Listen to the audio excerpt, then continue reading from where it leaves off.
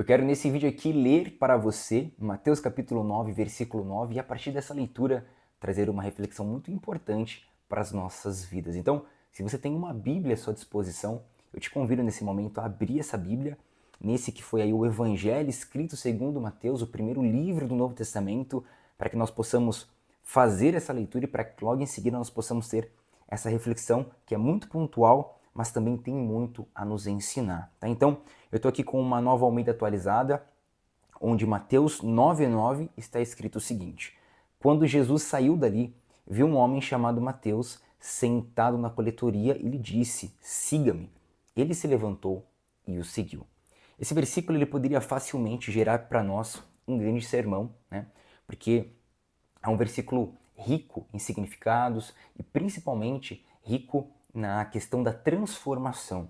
Mas eu vou me deter aqui em poucos minutos a te trazer uma reflexão que de certa forma resume algo muito importante que eu vejo nessa passagem e que tem também muito a nos ensinar.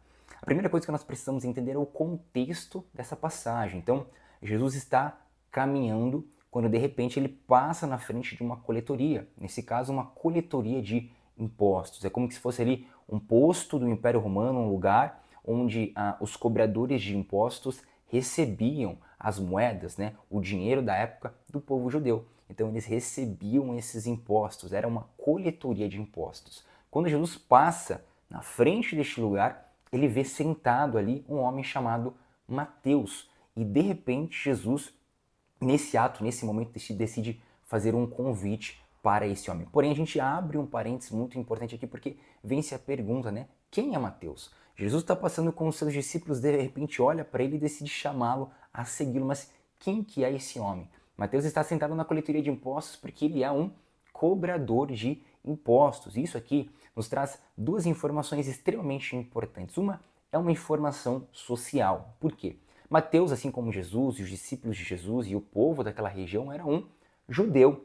Porém, ao se tornar um cobrador de impostos, ele acaba meio que recebendo ali, né, um selo, um rótulo de traidor. Porque para pensar o seguinte, você cresce numa região, num lugar, de repente vence outra região, outro império, outra nação, que de certa forma começa a oprimir o seu povo com cargas tributárias, com opressões, com certas delimitações, e aí você, que é desse povo que está sendo oprimido, começa a trabalhar para o outro império, para outra nação. Então, de certa forma, o cobrador de impostos ele era muito mal visto por conta disso, né? Por ser ali um traidor.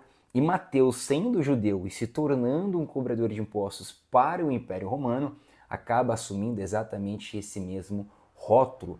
Além, é claro, de que vários outros cobradores de impostos tinham também, de certa forma, esse título negativo de serem corruptos, cobrarem além do que devia, enfim. Então eles eram, socialmente falando, homens mal vistos ali por aquele povo judeu. Agora, o segundo ponto extremamente importante é que por mais que ele tivesse esse ponto negativo socialmente falando, muito provavelmente, em contrapartida, Mateus usufruía ali de certos benefícios financeiros, porque ele tinha essa função. É como se fosse realmente uma profissão. Então, eu entendo que, por contexto histórico, por contexto cultural da época, Mateus provavelmente tinha um bom pagamento para exercer aquela função. A gente até pode pegar aqui, nesse momento, o exemplo da interpretação de The Chosen. Então, lá em The Chosen, aquela série que nós temos, que gera controvérsias, mas que eu acho muito interessante, nós temos ali o Mateus sendo retratado, por exemplo, com boas vestes, numa boa moradia, usufruindo de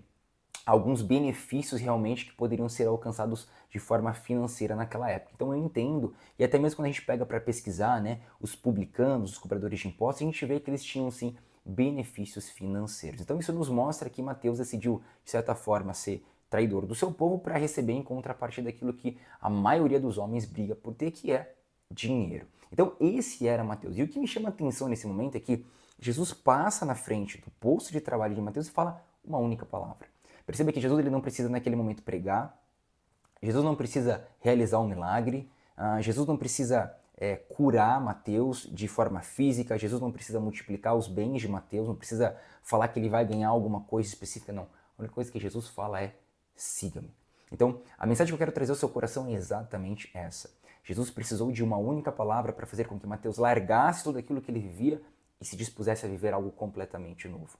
Era um traidor, sim, um homem que era mal visto socialmente falando, mas que, por mais que tivesse esses rótulos, foi chamado por Jesus. Isso nos mostra que muitas vezes nós podemos ser ignorados pelo mundo, rotulados por diversos títulos negativos, mas ainda assim Jesus vai encontrar alguma virtude em nós, de modo que ele vai passar na nossa frente e vai dizer uma única palavra que é: siga-me. E nesse momento, o coração de Mateus entrega a sua resposta. Ele poderia dizer sim, ele poderia dizer não, ele poderia se levantar e seguir a Jesus, ele poderia ficar no seu lugar, continuando no seu trabalho, mas a resposta de Mateus é imediata. Ele se levanta da coletoria de impostos e decide aceitar aquele convite. E agora, o homem que muito provavelmente tinha uma boa condição financeira por conta do seu cargo, por conta da sua função, decide deixar o dinheiro de lado, o material de lado, para seguir aquilo que é eterno. Eu tenho certeza que naquele momento uma flecha realmente transpassou o espírito de Mateus, algo deixou uma marca no coração dele para que ele realmente olhasse para tudo aquilo que tinha e comparasse aquilo com nada e olhasse para Jesus e entendesse que aquilo era tudo a ser vivido. Então, transformações como essas são necessárias. E esse tipo de reflexão, ele tem que se fazer presente ao longo de toda a nossa vida.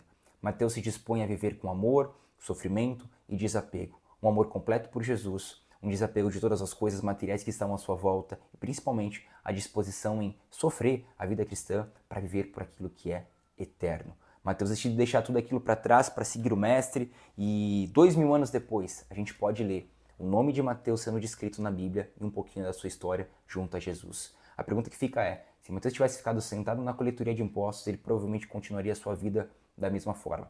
Jesus passaria por ali e chamaria outro Mateus, outro discípulo, para segui-lo. Porém, hoje, nós não conheceríamos quem esse homem foi.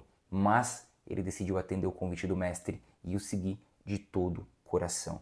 Que nós possamos ser assim como Mateus, deixar as coisas materiais, as coisas terrenas, as coisas passageiras de lado. E que nós possamos sempre estar com os nossos olhos fixos em Jesus, com os ouvidos atentos para ouvir quando o Mestre vai dizer: siga-me. E quando recebermos esse convite, respondermos de forma imediata.